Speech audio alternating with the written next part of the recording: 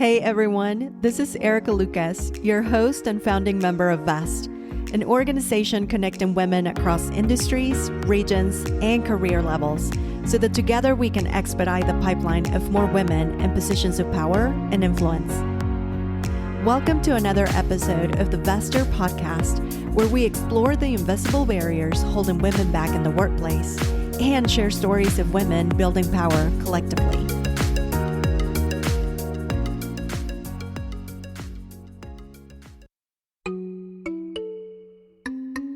So if men are 75% of leadership today, we're 75% of the problem with advancing women, but we're also 75% of the solution. We will never drive long-term systemic change in organizations without active male allies and advocates. I never realized that if I wasn't advocating for women in the workplace, I was hurting the women in my life. I think the day we really start to drive systemic change is when men realize the responsibility they have for all of the women in their lives. Join us as we talk to gender strategist, former Coca-Cola executive, and the president of Why Women, Jeffery Tobias Halter, about the importance of engaging men in the advancement of women in the workplace. To access our guest's full bio and for show notes, go to www.vesther.co/podcast. This recording was part of a more intimate coaching session with VEST members and has been repurposed to accommodate this episode. What led you to this work? I'm actually going to go back a little bit to my time at Coca-Cola. I spent 20 years of my career in sales and sales management. I had P&L responsibility. In 2000, Coca-Cola went through its first major restructure. I was actually doing a staff training role in sales training. I'm a certified sales trainer. As we laid off 8,000 people, they said, "You're going to run our new diversity education initiative." And I said, "I'm a straight white guy. What do I know about diversity?" And quite frankly, I was happy to have a job after many of my colleagues were shown the door. So I said, "Sure, I'll be happy to take that on." But I literally sat in my own program as a hostage every day. I didn't understand why we were doing this training. I didn't see any benefit to it.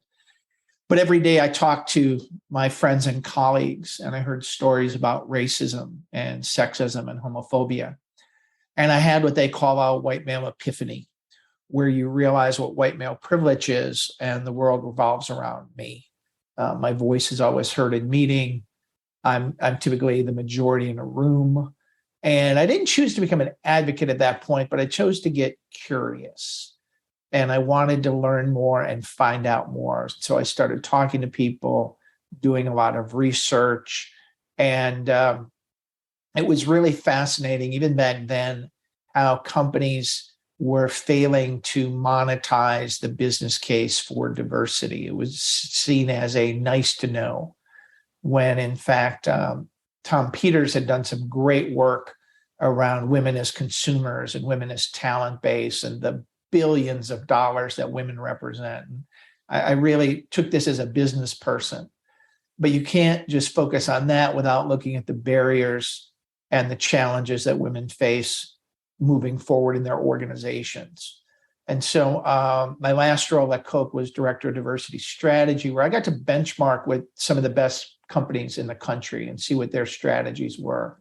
And in turn, I would turn around and give that to customers of Coke. So McDonald's or Kroger or Walmart, you think about those Cokes, everyone's a Coke customer.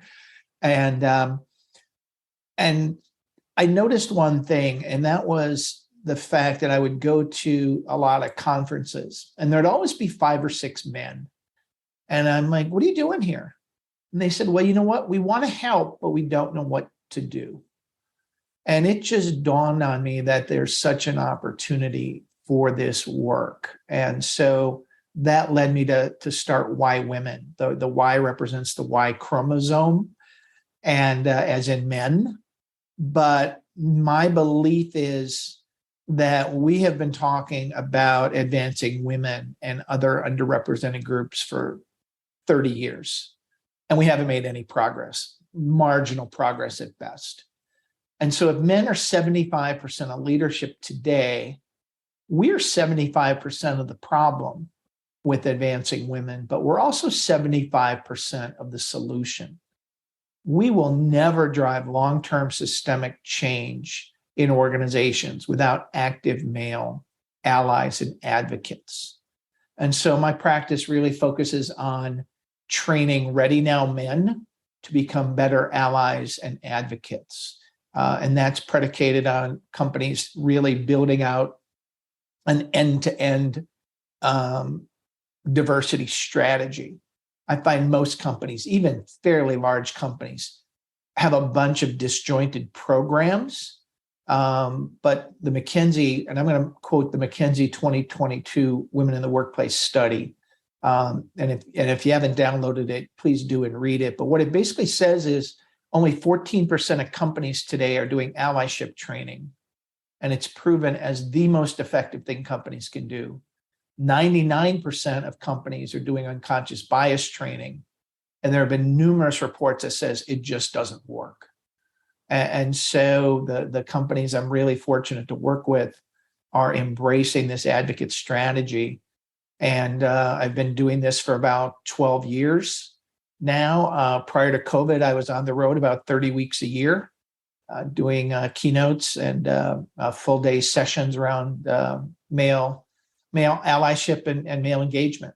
So long story, but I think it's important because this is literally the same journey I take men on when I train them in my advocate initiatives. In your TED Talk, you also talked about how we need to make the business case for men because their brains are just wired that way, Yeah. right? Tell me the profitability of doing this type of work or why this makes business sense. I feel like because of the work that we do at Vest and even at Stitch Grew, I use some of those numbers, some of those figures. I always try to do the business case, sometimes at the risk of even having other people tell me that I focus too much on the business case when it's a moral issue or it's a, Yeah. So, but I still don't get traction. Yeah. Is it me? Is it that I'm delivering the message? Is it that people are tired of it? What are we doing wrong? Here's what it boils down to. I'm going to focus my conversations on men, but I could expand this to many people. Everyone has a conceptual idea that diversity, inclusion, and equity is a good idea. There's no one's debating that anymore, right? You talk to any senior leader, it's a top 5 priority, but they never get to it. What they haven't done is operationalize the business case. What that means is, what does it mean to me in my organization, in my role and function? And am I being held accountable for it? Just like we would any other business strategy. I find those are the things that are missing.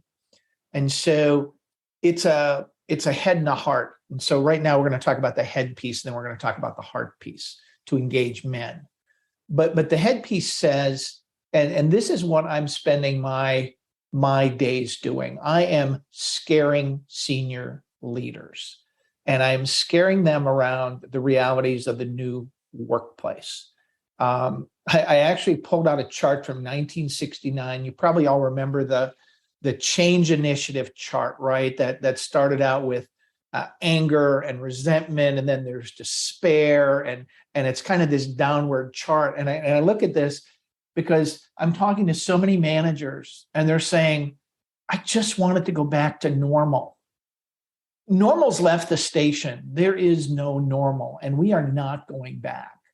So it's a combination of, if you're a B2C company, do your employees understand how you connect to consumers and how important they are? And the fact that women buy 83% of everything sold in this country, buy or influence, from homes to cars to healthcare to banking. What does that look like? And then if you're in a B2B, What does your customer base look like? HBR did an amazing study that talked about the fact you can't show up with a bunch of 42 longs and be successful because women are sitting in 40% of procurement roles. And so the buying desk is changing.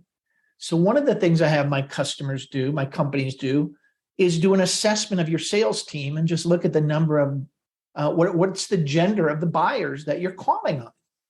And oh, by the way, HBR says, and I agree 100%, the best sales team is made up of a man and a woman because we see things differently. So that's kind of the revenue piece. Then you get into the talent piece and changing the conversation, finding their pain point. So Bristol Myers is one of my clients, and I was talking to I'm going to use the term old grizzly chemist, right? Been in the organization for a long time. And he said, Jeff, I don't agree with flex time. I don't agree with flex work.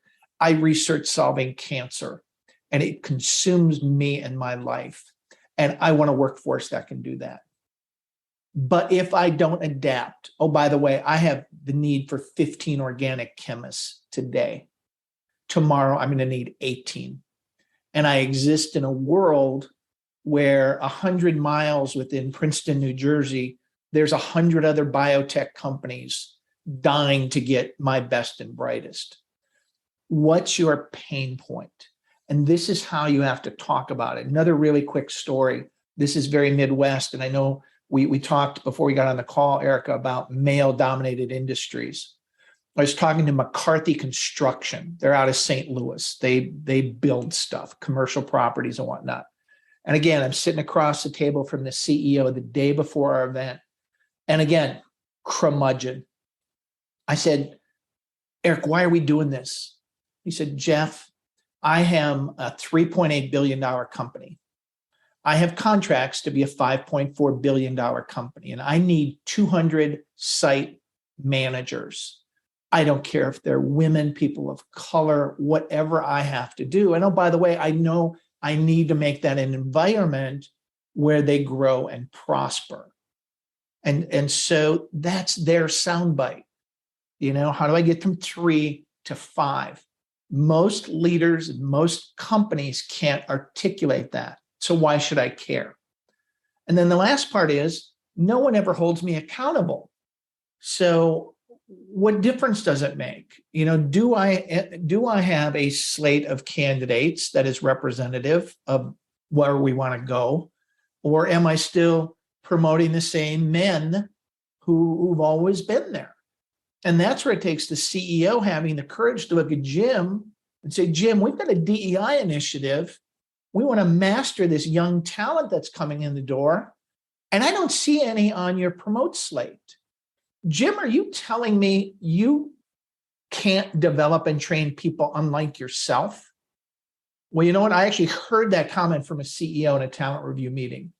And when a CEO says that, people in the room change and they get it. And then the last thing I'm scaring people about is this war for talent.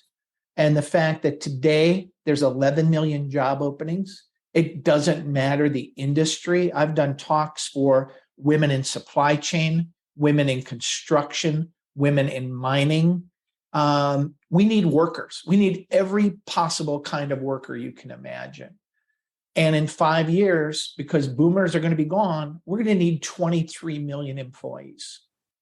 And then you layer on millennials, and then you layer on Gen Z, and say millennials are now 50% of the workforce. They're not kids, and they have different expectations. And oh, by the way, Gen Z, these 24-year-olds, they expect you have pay transparency on your website. They expect your leaders to be able to talk about this, or I'm not even going to come to work for your organization. And that doesn't matter whether it's Silicon Valley or Oklahoma City. If you want young talent, it's a baseline. And so that's what I'm doing. That's how I talk about the business case. And I say, what's your business case? And quite frankly, how do I scare you? Because I guarantee you, every leader out there is worried about 3 things: revenue, profit. So that is talent and engagement. And then the third one's company reputation. And we never talk about that. But if you're doing this well, you're building a moat for yourself. So that's all the head stuff, the number stuff. So I'm going to pause there because I know I've been talking, but I get very excited about this.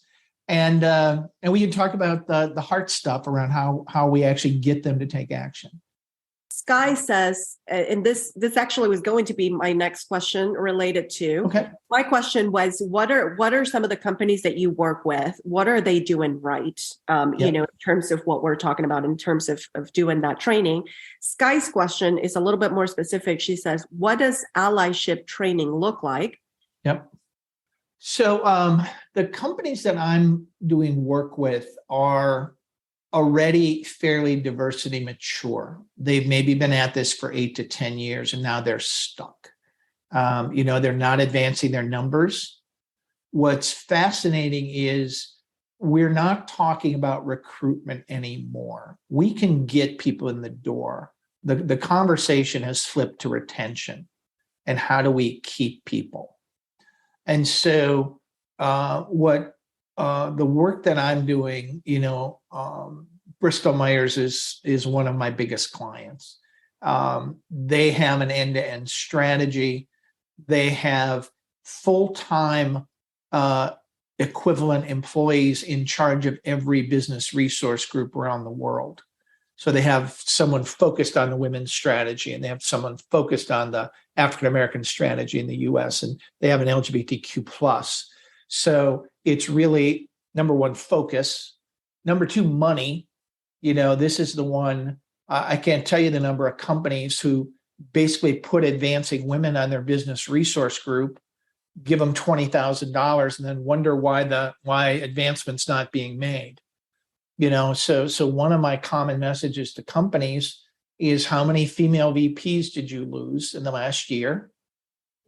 Typically, it takes $500,000 on the low side to replace one female VP. So just give me the money of the number of females you lost in director and VP. Because every business resource group is underfunded. Oh, by the way, HR has no money. And so where I find success is going to organizations with and helping them build a strategy in almost a skunk work situation. So let's take an operating unit, maybe the East region of a sales function, and then let's take a staff function, maybe legal or quality control, and then find ready now leaders who want to drive that agenda, and then let's take it deep in the organization. And I'll send you a white paper, Erica, on holding leaders accountable. So then you build in accountability, right? You build in quantitative and qualitative metrics, diverse slates, diverse panels, regrettable losses, engagement scores. And they tie compensation to that. So they put some skin in the game, but it's being driven by the top. Everyone's on board. And then to answer the other part of the question, what does my allyship training look like? I run a day-long program for 20 to 30 men. It's 7 hours. And we talk about the business case. We talk about the barriers that women are facing. And then we talk about a really deep competency dive around intersectionality. So we get into, again, the McKinsey report, where white women are having a challenging experience. Women of color are having a 3x challenging experience. So we take a very intersectional approach to this and dive down in that. And then we spend almost an hour talking about action planning and the actions that they can take when they leave. And we try to get a cohort group of about 5 to 10 classes. So that's 100 to 200 people in the organization. And then I'm a big proponent of train the trainer. And so I have a 12-month follow-on staff meeting in a box where that leader is actually going to hold a staff meeting every 2 months to talk about gender. So it's really an integrated flow and plan. And my two best success stories are Amazon and Bristol Myers Squibb, where Bristol Myers Squibb, we've put close to 600 people through. Amazon, we put 400 people through, but they have now multiplied out to almost 800. So they have a cohort group of 800 men in a community supporting each other to do this work. Daimara says, are we not getting any traction because as women, we're still perceived as whining about the issue? And this is why we need male allies to make the case? There is, in corporate America, diversity fatigue right now. And that's because there's been a lack of progress. There's been no accountability.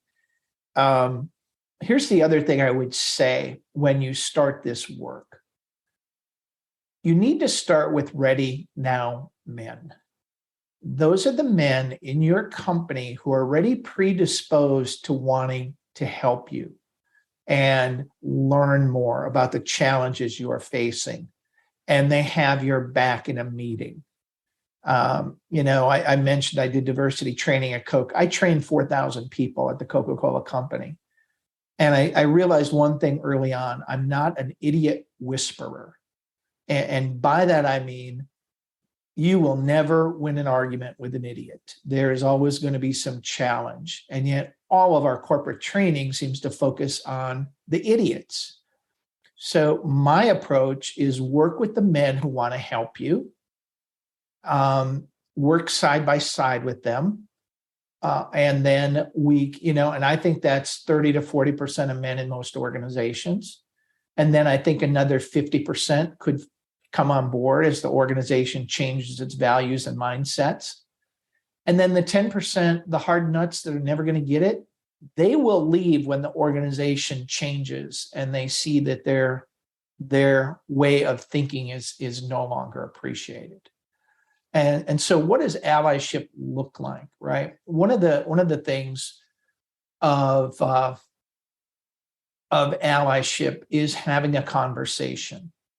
And so you all on this call have what I call a get out of jail free card. And that is, hey, I listened to this guy on this webinar, and he said that, Dave, you're a really good guy, and I know you get this. He said, you need to go out and interview 3 or 4 women and just ask them about the experience that they're having in the workplace and just see if it's any different than yours, right? And this is how we start to develop empathy. This is the first big step. And quite frankly, it's what I learned 25 years ago, that people were having different experiences than I am. But you also want to coach Dave, because when Dave goes out to talk to a female colleague, he has to ask in a very genuine manner, right? So, Erica, what experience are you having that I'm not aware of? Versus, Erica, what experience are you having that I don't know about, right? So be genuine, be reflective, and then don't be surprised when Erica doesn't say anything, because she doesn't want to represent all women at the company. And so I coach men, ask again, and then she's going to start to open up. Don't interrupt her. Don't mansplain. Just listen. And then ask a third time. And you will find out root cause issues that you were totally unaware of. And this is so critical right now. I actually run a workshop called Leading with Empathy, because post-COVID, there is no workplace and home, right? When you're working at your dining room table, when do you stop working and when do you start working? And so I'm coaching leaders that you have to ask the personal stuff. What's going on in your life and how can I support you better? And oh, by the way, that's really tough. We never did that. I'm embarrassed to say this, but, back in the 90s, I had an administrative assistant. I didn't even know the name of her husband and her children. And I feel horrible about that. But in today's environment, you've got to ask the question. And particularly, McKinsey reports that less than 10% of white managers, men and women, asked a person of color how they're doing during Black Lives Matter and the George Floyd incident. We cannot not bring this stuff into the workplace. And it all boils down to, how can I uniquely support you and get you through what you need? And that might be flex time, that might be flex location. And then there's other little things that you can do. One is just having a woman's back. And this isn't to say that women are weak, but the number one microaggression that women experience is being cut off or interrupted in a meeting. And all an ally has to do, it doesn't have to be over the top, but it can be very subtle and say, hey, can we let Monica finish saying what she was saying?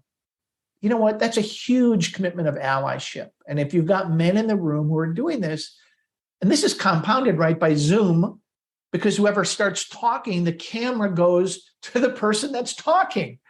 And so something like meeting protocols, where if you want to talk, push the raise your hand button. This ally stuff isn't that challenging. It's the daily actions that I can take to help support you. Because what I have found is women don't want sympathy. People of color don't want sympathy, but they certainly want empathy for what they're experiencing in their lives. And by the way, that empathy is how we're going to drive men to the heart stuff and making this real. When they talk to a coworker, that's when it becomes real. And that's when you've got the business case and then you've got the empathy piece. That's when it all works. 100%. Evita on the chat wants to go back to the training aspect and says, I'm curious to know why they're not seeing unconscious bias training not working. Is it because people are reluctant to believe they have biases? No, what I find is most unconscious bias training doesn't work because it excludes white men and basically places the problem of unconscious bias on them.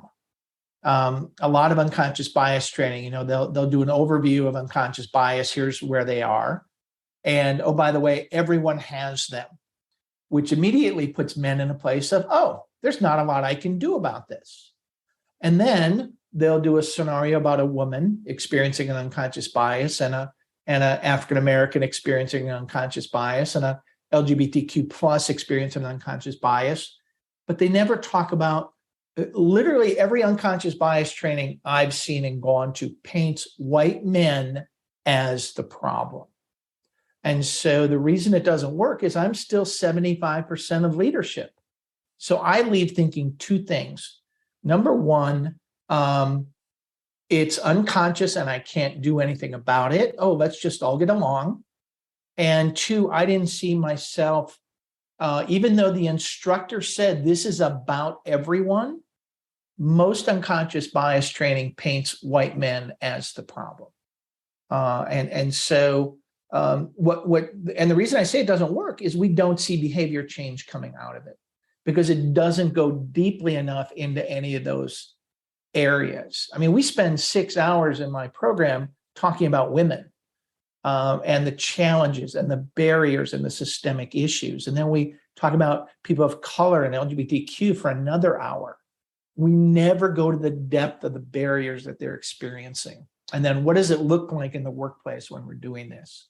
So, and this isn't just a Jeff opinion. McKinsey is the one that said 98% of unconscious bias training doesn't work. Elizabeth says she has two-part question. One of the biggest area of pushbacks I hear from men about hiring women is parental leave, and especially the fact that women often don't return from their leave. That could just be a perception. Yeah. How can we address this issue that makes women seem like less attractive candidates for executive leadership? Then her number two question is, I have a 9 and 11-year-old boys. Most DEI talks for kids focus on race, sexuality, and gender identity, maybe because I live in San Francisco, she says. But even that conversation seems to complicate advocacy for female equality. How can we help our younger boys learn to be allies beginning in the classroom and at home? Number one, the maternity thing, there is a bias there. It goes back to what I talked about earlier. there's 11 million job openings in this country. Unemployment's at 3.5%. You know what? I look at leaders and say, look, if you have 200 white men lined up to work here, good luck. You don't.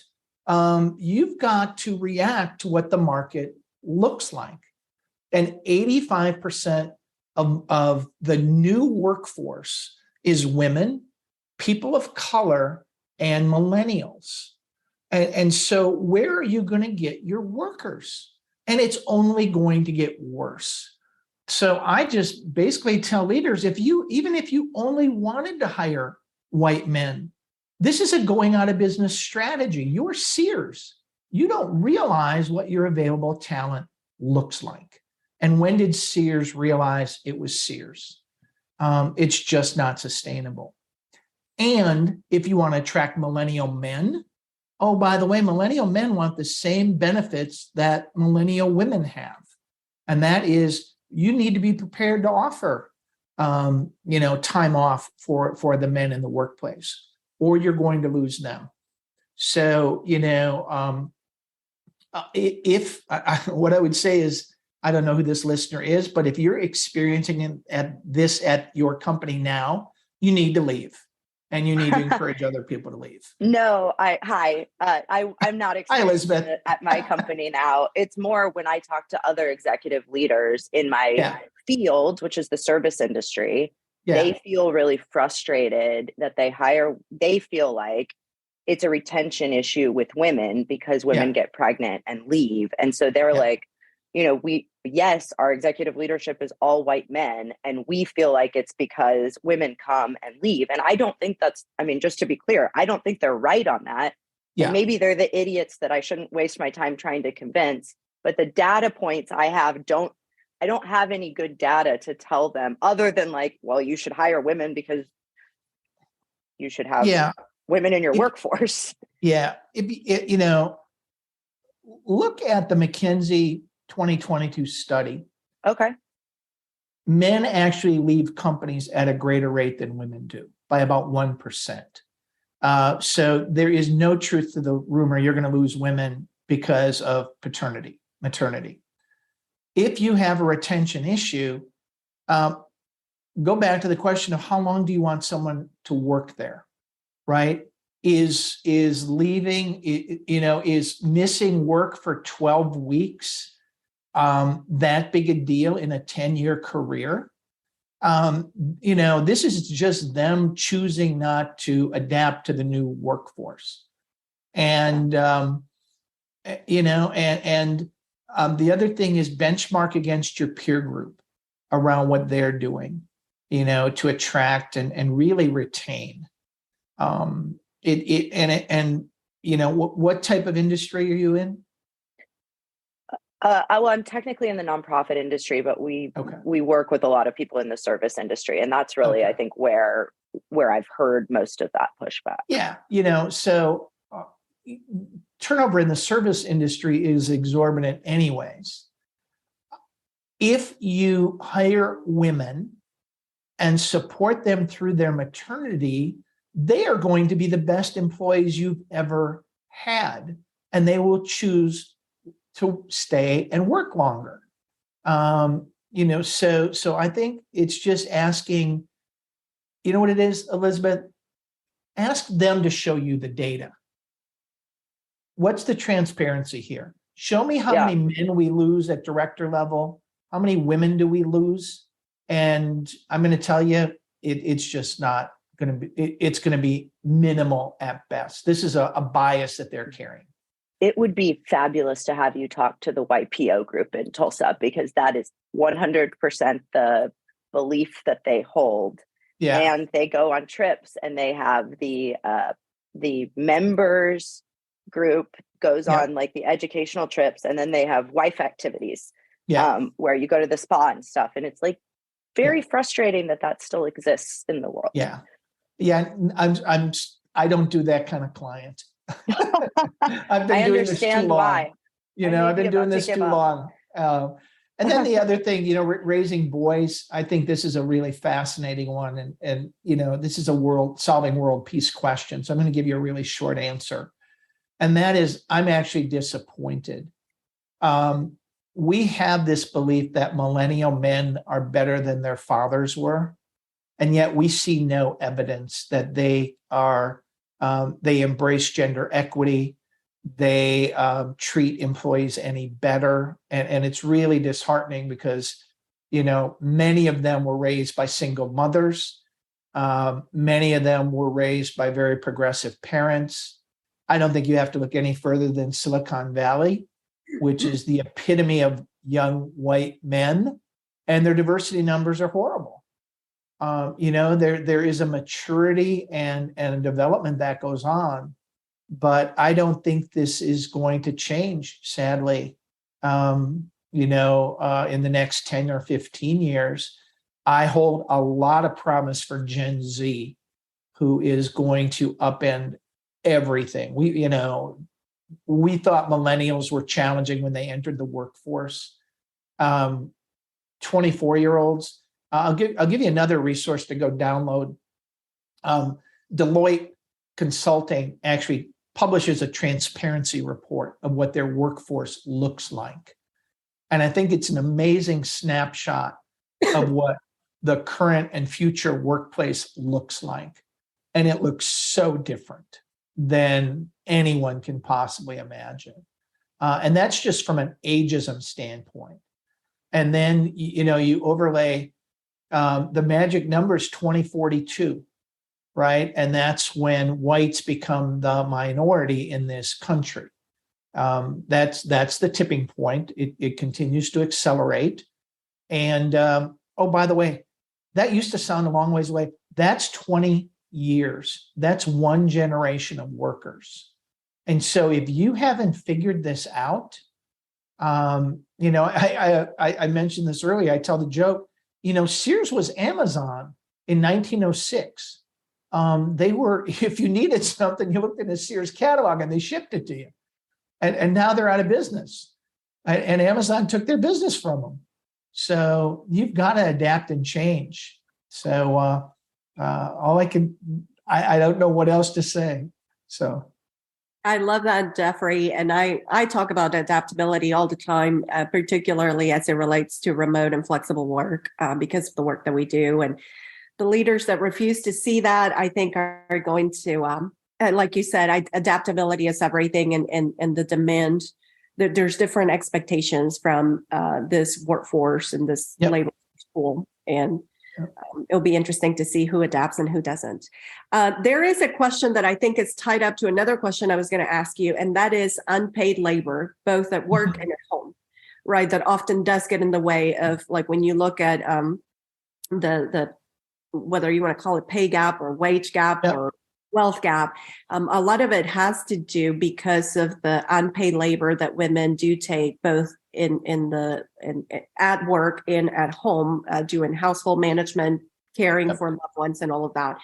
And so Shannon says, one of the things I see in my field, which is technology, is that my company has been good about hiring and promoting women, but men still look to us to take on the administrative work.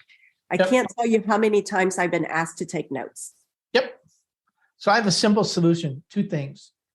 The next time you are asked to take notes, you will smile and say, I'm happy to do it this time. And can we get Jim to take them next time? And you just put that in the meeting notes. And when you send the CC out, just put down Jim is going to be setting up the next meeting, and hope it goes well. And so, I hate to say it, just say no. But again, someone, one of your listeners said whiny. Don't do it in a whiny way. Do it in a very professional way. And that is, hey, I'm happy to do it this time. Maybe Jim can do it next time.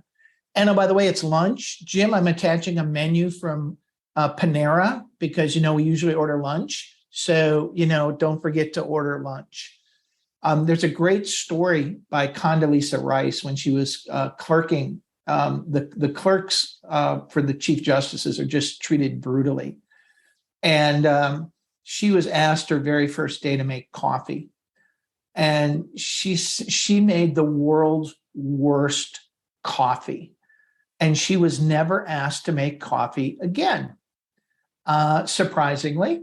So, you know what? I'm not encouraging you to screw up, but, just say no, share these responsibilities. And then this also gets back to the conversation element. And again, I'm going back to McKinsey. They, post-COVID, they asked men and women, have men stepped up during and after COVID? And I forget the exact number, but it's somewhere between 65 and 75% of men say, yes, we've stepped up. Less than 50% of women said men have stepped up. So we tend to have a little better belief in what we're doing. So, and again, that goes back to home and the workplace. I have colleagues, Brad Smith and David Smith and Brad Johnson, and they talk about doing a home performance review. And so sit down with your significant other and give them a performance review on how they're doing at home and how you're sharing responsibilities. And quite frankly, if you're not sharing responsibilities equally, you can choose to do something about that.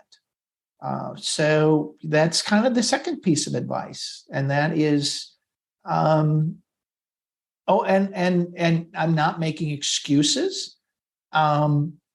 But if your significant other does the laundry, does the stacks the dishwasher, cooks, and it doesn't meet your standard, just say thank you. Because the moment you restack the dishwasher or tell us to do the laundry different, we're going to stop. So it just kind of, don't coddle us. But if it's not up to your standard, provide a little coaching, but just realize it may not be up to your standard, but maybe you'll get more help. The other thing, I joke about this, change your primary point of contact with your children's school to your to the man in your life, and see what happens the first time that call comes. And don't necessarily even have to tell them. But it usually shocks men about, why didn't you call my wife? And you say, well, you're listed as the primary point of contact. So, just, and this goes back, Erica, to my TED Talk, when I came out in red high heels. Just let them walk in your shoes for a few minutes, and maybe they will start to develop a little bit of empathy. And I'm going to, before I, because I know our time's getting short, I do want to talk just a little bit about this Ready Now Men thing and this kind of sharing of unpaid work and whatnot. I have a 10-step pledge called Actions for Advocates. And it's 10 things men can do to demonstrate advocacy for the people in their lives. And this came actually out of an initiative I did almost 15 years ago called the Father of Daughter Initiative. And I started this, and I used myself in a very first person. And I'm not making excuses, but I would go to work and I would have tunnel vision. And I never realized that if I wasn't advocating for women in the workplace, I was hurting the women in my life, specifically my mother, who was who worked outside the home, worked very hard, my spouse, who works very hard, and my daughter. And this was really a turning point for me around men have to be advocates. We can't know that these things are going on and choose not to do anything. And I started to get really angry and vocal. I have a son and I have a daughter, but and this is where I encourage you to talk to your male colleagues about the fact that, are you happy that your daughter is going to make 78 cents to your son when she has the same degree that you hopefully help pay for. She's going to have less chance to get promoted. She's going to face the same biases and, quite frankly, crap that you see women facing in your workplace. And you're choosing to do nothing. Shame on you. Shame on you. And I think the day we really start to drive systemic change is when men realize the responsibility they have for all of the women in their lives, whether that's a sister, a female coworker, whatever that might be. But believe it or not, men don't make that connection until you talk to them. And it can be as simple as, when Ron down the hall, who is just a sexist a-hole, goes off on some woman. Do you walk into Ron's office and say, Ron, I wouldn't want you talking to my daughter that way? And I think that's really inappropriate for the workplace today. You know what? That takes a lot of courage. But who are you doing this work for?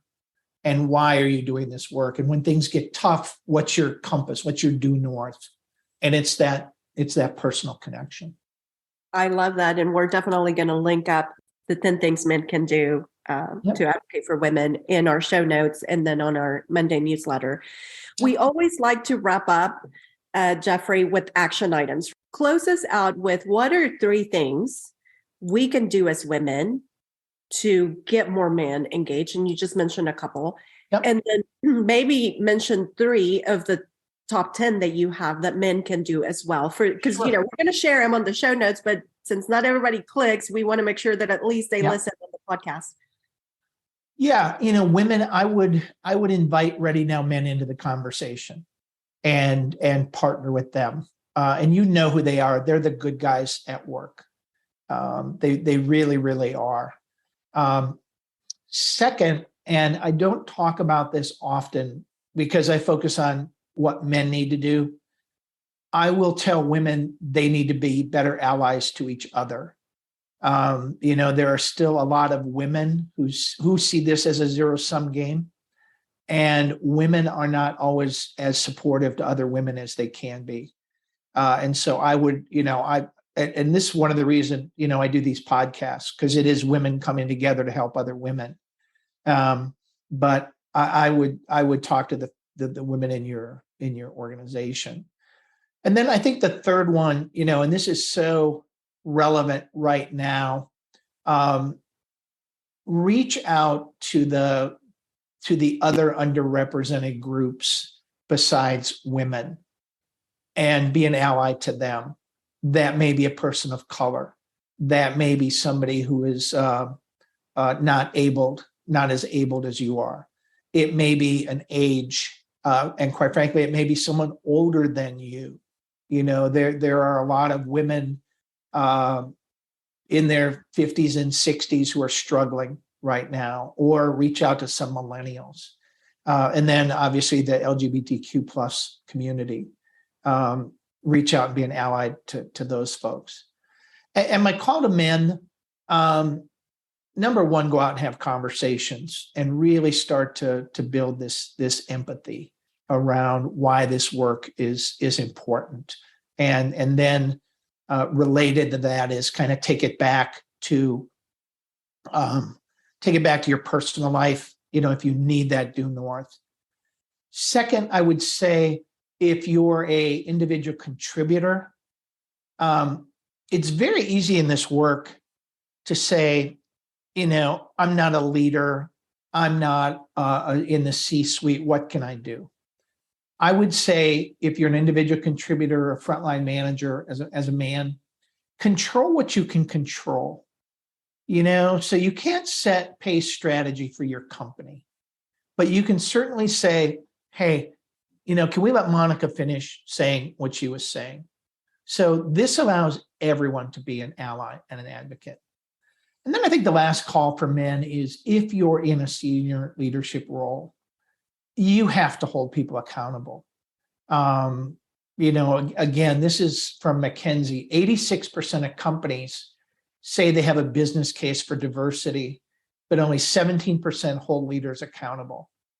Well, we're business people. I tell the story that troubles me. I've been in diversity education and inclusion for 20 years. When companies say they're on a diversity journey, right? I was never on a sales journey. If I didn't meet my hard metrics and goals every quarter, every 6 months, they fired me. Companies implement strategic plans.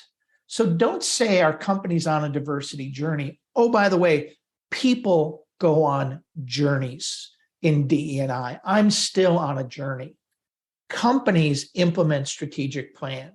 We are in year 2 of our, strategic diversity, equity, inclusion plan. And we have advanced this many women and we've closed the pay gap. And this is what our retention looks like. So let's take this soft speak out because we don't let it work anywhere else in the business except in this realm. If you enjoyed this episode, leave us a review and subscribe to our podcast for future episodes. You can also join the conversation by becoming a VEST member. Go to www.vester.co and apply today.